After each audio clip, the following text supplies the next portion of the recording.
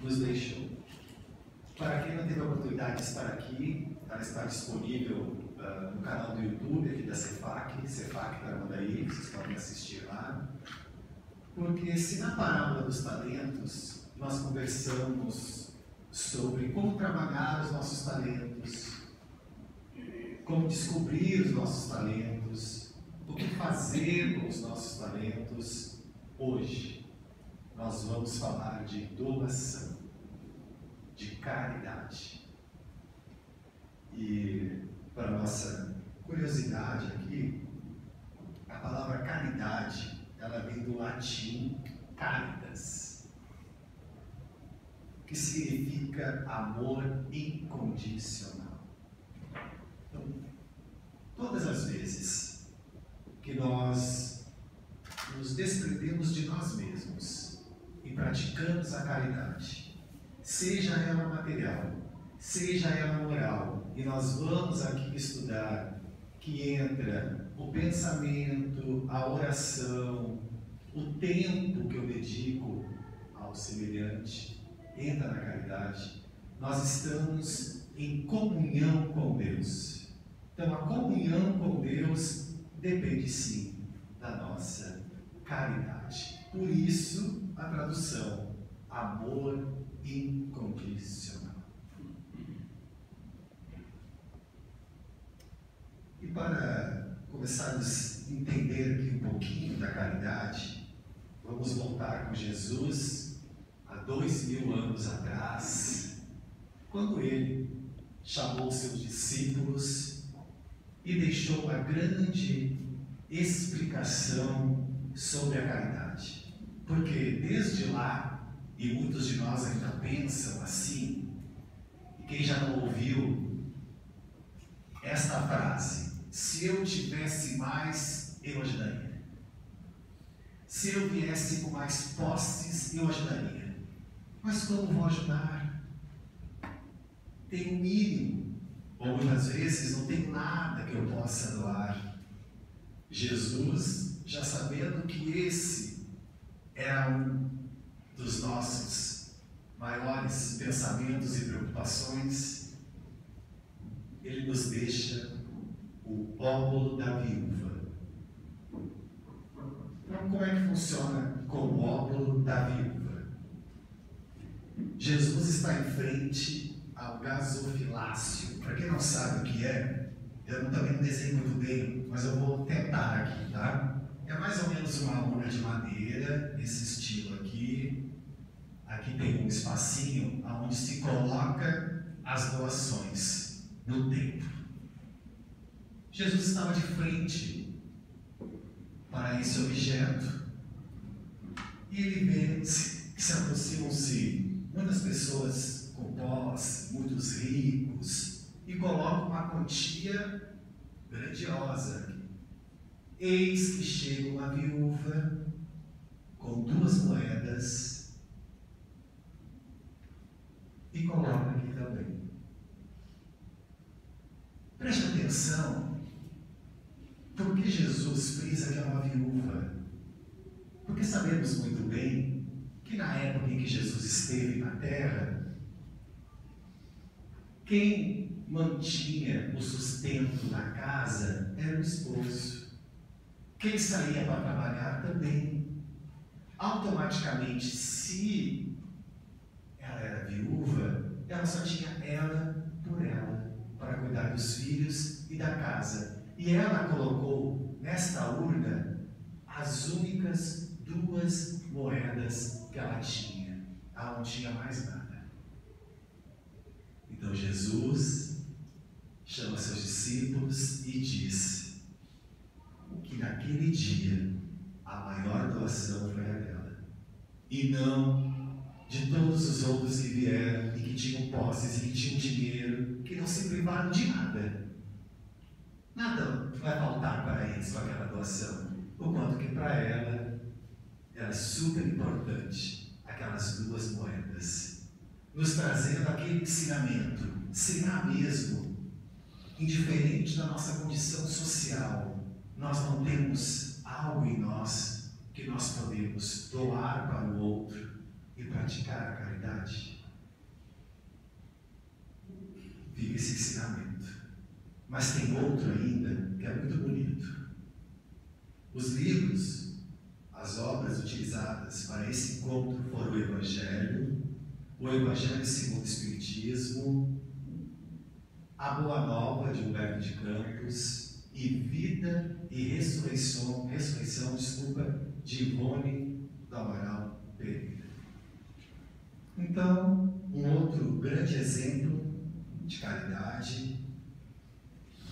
Eis que Jesus estava em Jericó, aquela multidão acompanhando Jesus, e tinha lá um publicano de baixa estatura, chamado Zaqueu.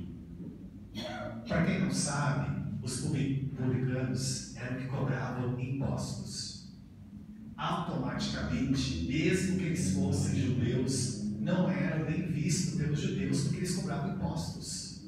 Então eles eram pecadores. E eles eram excluídos do grupo ou dos grupos sociais. Eles cobram impostos, eles são ricos, então eles não merecem estar conosco. É assim o pensamento da época. Mas Zaqueu, já tocado pelo Mestre, queria conhecer o Mestre, subiu em uma árvore. Hoje eu vou ver Jesus. E o que Jesus diz para Zaqueu? Desce da árvore que hoje eu vou me hospedar na tua casa. Eu vou para lá. Zaqueu, né? Se fôssemos nós, teríamos caído da árvore. Mas Zaqueu desceu direitinho. E Zaqueu não recebeu apenas, né, Jesus, ou falou assim: só você vai à minha casa, Jesus. Ele olha para Jesus e diz: toda a sua comitiva pode vir comigo. Vamos todos para a minha casa. Os discípulos ficaram horrorizados, né? Como assim? Jesus na casa de um pecador, de um rico? O que Jesus vai fazer lá? Que escândalo é esse? E foram todos para a casa de Zaqueu. Chegando lá, Zaqueu já estava tocado pela presença do Mestre e diz a ele: hoje eu doarei metade de tudo que eu tenho para os meus favorecidos e para todos aqueles que eu prejudiquei, que eu fiquei e ganhei mais dinheiro por ter prejudicado eles, eu vou entregar 4 vezes mais. O que Jesus diz a Zaqueu: a salvação chegou a esta casa. Mas Humberto de Campos, já no mundo espiritual, pelas mãos do abençoado Chico Xavier, psicografa vários relatos do Evangelho inéditos para todos nós. E o que eu vou relatar agora está neste livro. Zaqueu pede licença ao Mestre para chamar os seus filhos, para apresentar os seus filhos a Jesus. Separei esse trecho para nós aqui, aonde Pedro pergunta a Jesus: por que estamos aqui? Ele é um publicano, ele cobra impostos, ele é rico, ele é pecador. Por que o Senhor está nessa casa? O que o Mestre responde: amigos, acreditais porventura que o Evangelho tenha vindo ao mundo para transformar todos os homens em miseráveis e mendigos? Qual a esmola maior, a que socorre as necessidades de um dia ou que adota a providência para uma vida inteira? Então Jesus nos diz: o que é maior? Nós ficarmos o tempo todo doando mantimentos ou ajudar aquela pessoa a se desenvolver e contar os seus próprios mantimentos?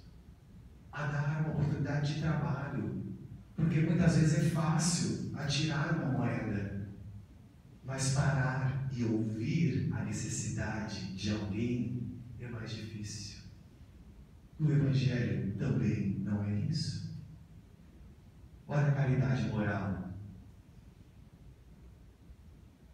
Os primeiros escondem suas possibilidades no cofre da ambição e do egoísmo, e por vezes atiram moedas douradas ao faminto que passe, procurando livrar-se da sua presença.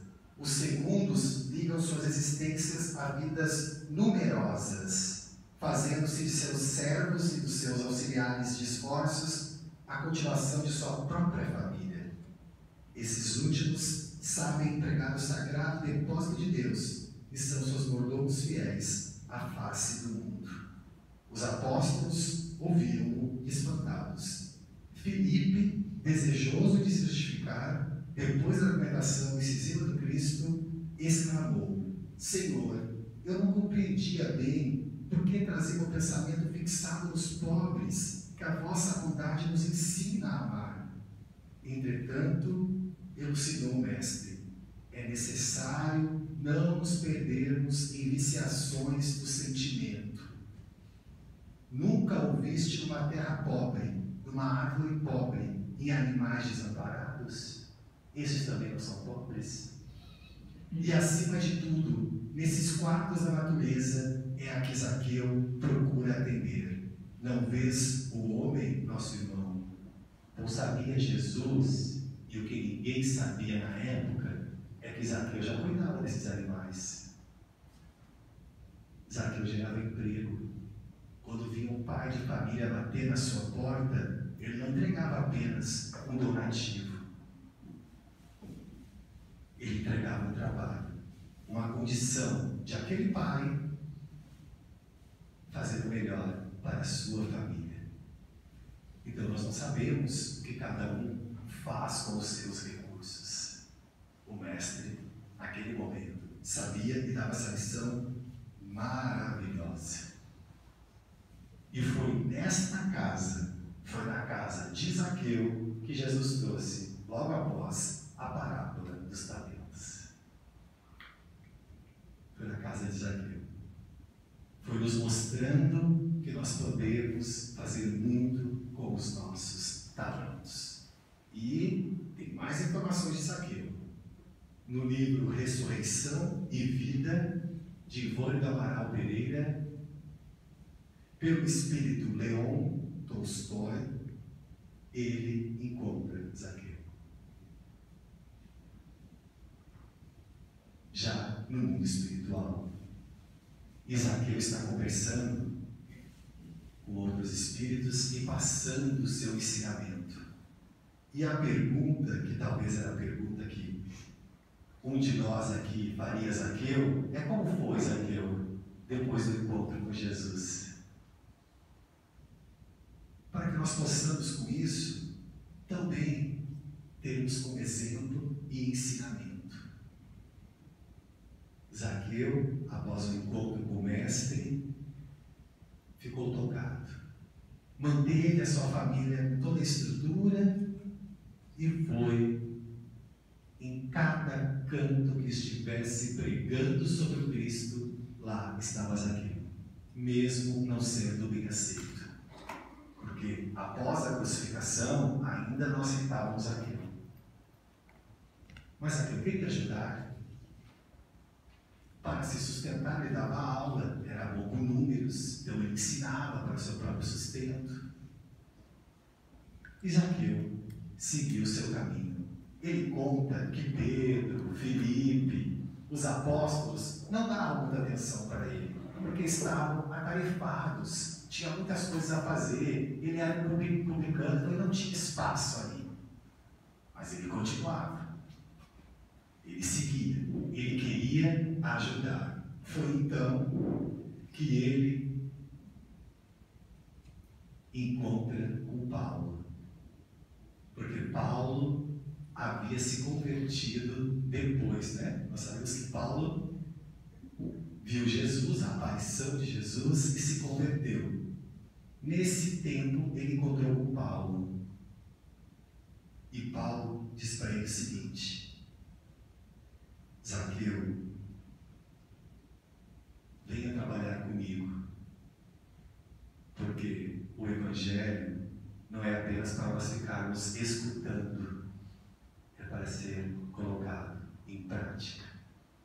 Você tem muitas habilidades, você tem muitos talentos, Zaqueu. Venha trabalhar para o Cristo. E é aonde Zaqueu nos diz: eu não curei leprosos, mas eu vi muitas pessoas. Eu não fiz nenhum tipo de milagre, como fazer o cego enxergar, mas eu sequei muitas lágrimas. Aonde estivesse precisando de mim, lá eu estava. Ele diz assim, quando Paulo encontra ele: tu que possuis noções da prática da beneficência, porque já havias mais ou menos praticado antes do encontro com o Mestre, testemunha teu amor por ele, servindo também aos teus irmãos que sofrem ou erram, pois tal é o segredo da boa prática da nova doutrina.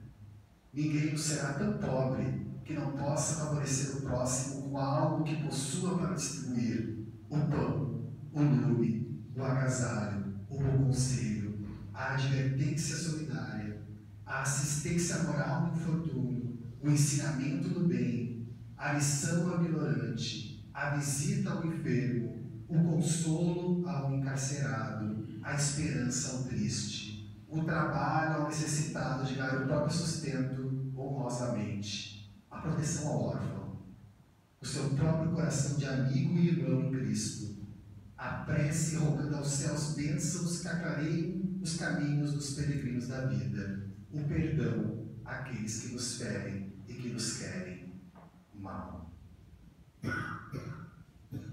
Então Paulo disse: venha comigo e vamos juntos. Vamos juntos praticar a caridade. Porque a caridade moral, ela nos ensina a evoluir espiritualmente. E a caridade material nos ensina o desprendimento. Porque sem desprendimento, nós não estamos preparados ainda para entender do plano espiritual, do reino de Deus. E Zaqueu nos deixa um conselho. E se tu, meu amigo, desejas encontrar aquele reino de Deus, de que Jesus dá notícia, ama os desgraçados.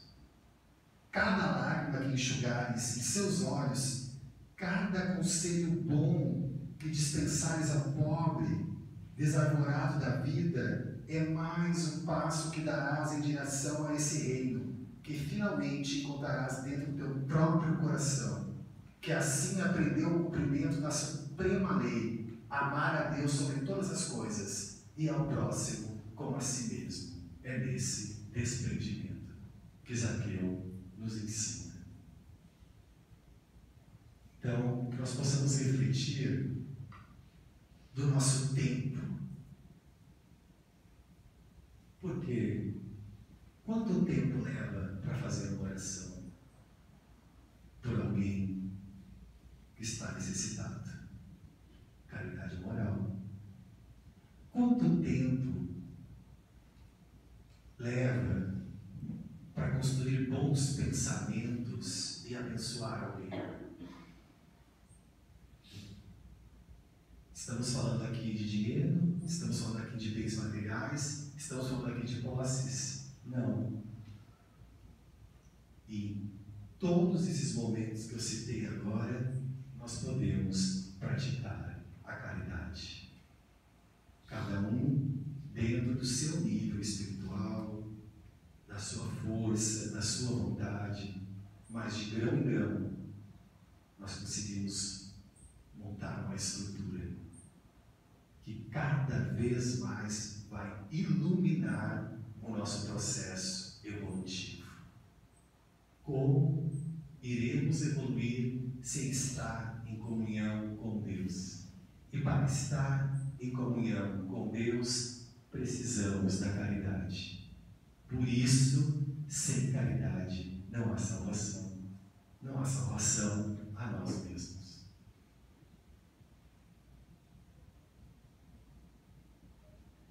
E o início da caridade no planeta Terra, com mais intensidade, se deu após a crucificação do Mestre.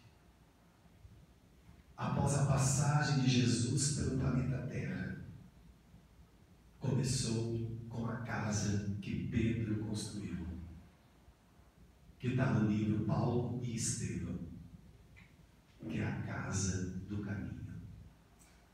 Não se tinha para onde levar os enfermos, não se tinha para onde levar os órfãos, não se tinha para onde levar quem estivesse com qualquer dificuldade na vida.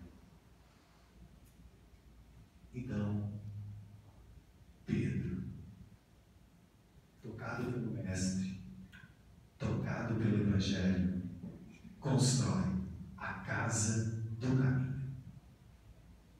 A primeira casa dedicada a falar da doutrina do Mestre. A primeira casa a receber enfermos. A primeira casa de assistência no mundo. Lá você poderia assistir uma palestra, uma doutrinária, você poderia ser atendido pelos discípulos ou por todos os trabalhadores que lá estivessem. E chegou o momento que Pedro já não sabia mais o que fazer de tantos necessitados que lá chegavam.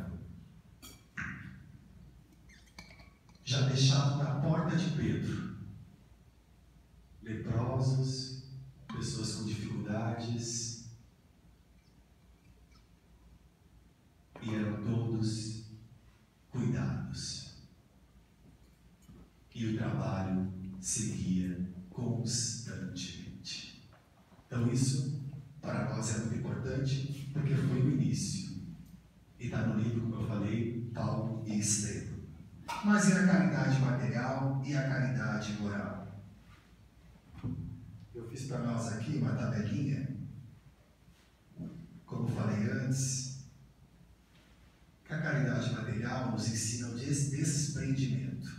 E a caridade moral surgiu com o cristianismo. Ela nos ajuda no nosso progresso espiritual. Ela nos ensina a amar uns aos outros. Não dar atenção ao mau proceder do outro, uma caridade moral. Não tratar com desprezo o outro, caridade moral. Bons pensamentos, caridade moral. Rezar pelos abandonados, caridade moral. Nós poderíamos seguir muito. Boas palavras, bons conselhos, caridade moral. Mas aí é preciso trabalhar uma das nossas maiores chagas. E que todos nós viemos trabalhando vida após vida, que chama-se orgulho, egoísmo. Vamos um pouquinho em pouquinho. A gente começa se desprendendo de nós para os nossos familiares, depois dos nossos familiares para todos. E assim nós vamos trabalhando o nosso egoísmo e o nosso orgulho e vamos nos desprendendo e nos doando para o nosso semelhante. E esta atitude é que vai iluminar o nosso processo evolutivo. É aonde nós vamos granjear amigos espirituais. É aonde nós vamos tocar corações para que nós possamos realmente evoluir para Deus. Então, mais uma vez, sem caridade não há salvação. Meus filhos, na máxima, fora da caridade não há salvação, estão encerrados os destinos dos homens, na terra e no céu. Na terra, porque à sombra desse estandarte, eles viverão em paz. No céu, porque os que houveram praticado acharão graças diante do Senhor. Olha que interessante. Encontrarão graças, amparo, suavidade. Essa divisa é o facho celeste, a luminosa coluna que guia o homem no deserto da vida, encaminhando para a terra da promissão. brilha no céu como a aurora santa na fronte dos eleitos, e na terra se acha gravado no coração daqueles a quem Jesus dirá: passai à direita, benditos de meu Pai. Reconhecereis pelo perfume da caridade que espalham em torno de si. Nada exprime com mais exatidão o pensamento de Jesus, nada resume tão bem os deveres do homem como essa máxima de ordem divina. Fora da caridade não há salvação. Porque durante muito tempo nós achamos que era fora da igreja não há salvação. Estamos ligados ao externo. Agora, fora da caridade, iguala a todos nós. Quem de nós não pode fazer uma caridade? Quem de nós tem a verdade absoluta? Ninguém. Apenas Deus. Então, o nosso encontro de hoje, completando o encontro passado, vem para que nós possamos ter essa caridade em mente. Que nós possamos, ao estar na rua, ao estar em casa, praticando a caridade moral, abençoar o próximo, o semelhante, com os meus pensamentos. Eu não preciso nem falar.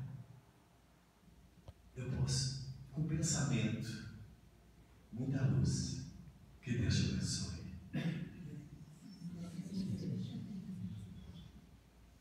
Constantemente.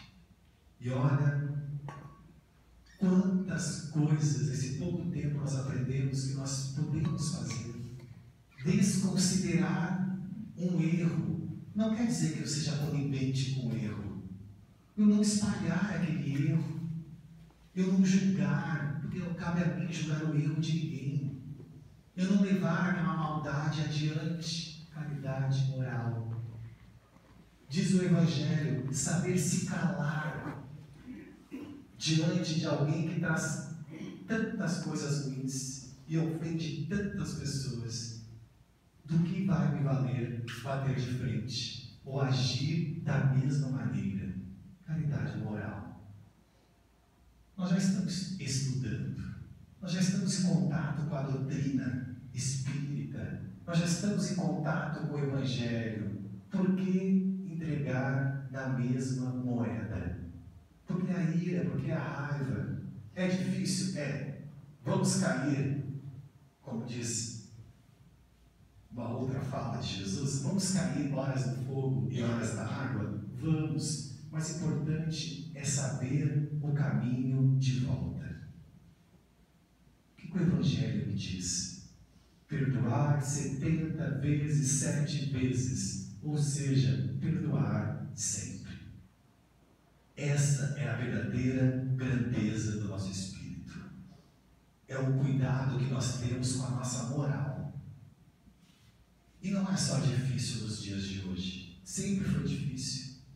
Mas nós vamos sempre ter auxílio. Sempre vai ter um caminho onde eu possa olhar, um livro que eu possa estudar, alguém que eu possa ouvir, que vai me trazer bons ensinamentos, eu mesmo, visitando a minha consciência, e de lá, entendendo o que eu tenho que fazer, porque nós temos também uma prática de colocar muito na mão do outro, né? O que o outro pode fazer por mim, por que o outro não fez por mim, mas o que eu estou fazendo pelo meu processo evolutivo. O que eu estou contribuindo para o processo evolutivo do meu semelhante, a caridade. Tudo isso entra no que nós viemos fazer aqui. Embora as distrações são muitas, nós nos distraímos muito. Porque o mundo nos convida à distração o tempo todo. Mas a nossa consciência não. Observa. Observa se não é assim. A gente sempre tem em mente o que deve ser feito, mesmo quando estamos sendo distraídos para outros assuntos, outros acontecimentos, quando estamos estamos desviando o foco. Temos que voltar. Voltar para nos entendermos. E nos entendendo, nós conseguimos encontrar o caminho. E eu não tinha explicado antes por que era casa do caminho, porque a expressão Cristo veio muito tempo depois, quando Paulo pregava na Grécia.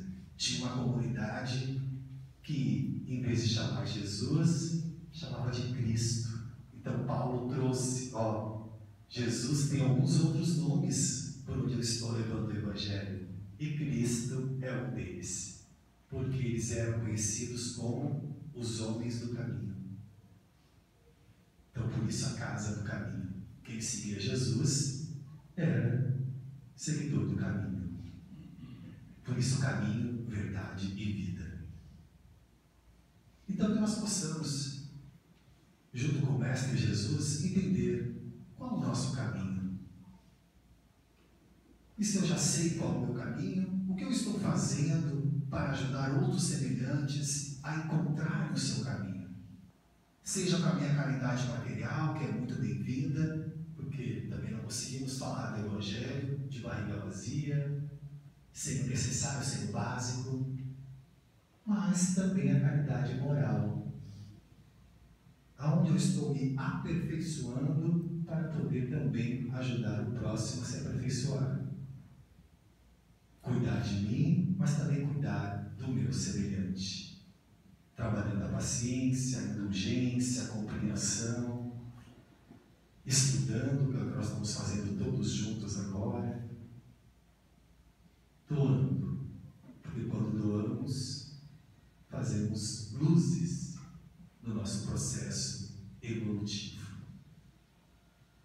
Quero agradecer a presença de todos vocês por estarem aqui, desejar uma semana, um fim de semana iluminado, com muita força, com muita luz, com muito amor, com muito carinho, com muita vontade de mudança, com muitos aprendizados, e que todos possam, cada vez mais, estar em comunhão com Deus, através da caridade, seja material, seja moral. Que a caridade faça parte da vida de todos vocês, e da minha também, porque sem caridade não há salvação. Muito obrigado.